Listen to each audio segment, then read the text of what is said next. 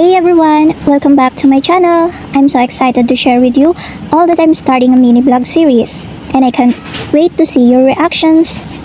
For today's video mga loves, maaga kong nagising dahil may pupuntahan ako at niligpit ko na rin yung higaan namin.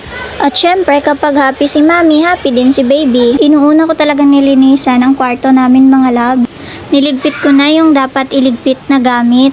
Alam niyo mga loves, hindi ako umalis ng bahay kapag hindi ako nakapaglinis. Ay nako mga loves, simulang nang nakapag-asawa na ako, ayaw ko na talaga na makalat yung bahay. Naintindihan ko na yung mga nanay ngayon dahil nakakasakit po talaga sa ulo kapag makalat yung paligid mo.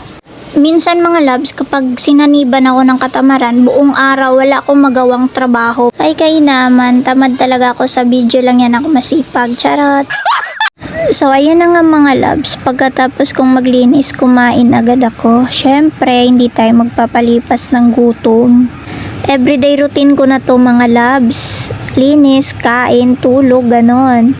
Wala rin kasi akong magawa dito sa bahay mga loves, kasi yung mister ko nasa trabaho siya.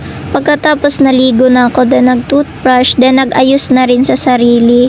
Sa sobrang init ngayon mga loves, huwag mong kalimutang maglagay ng sunscreen. Then nag-makeup lang ako dyan ng very light. So ayan, this is my look. Bye! Sa lahat pong nag-comment sa aking video last time, shout out po sa inyong lahat. Maraming salamat!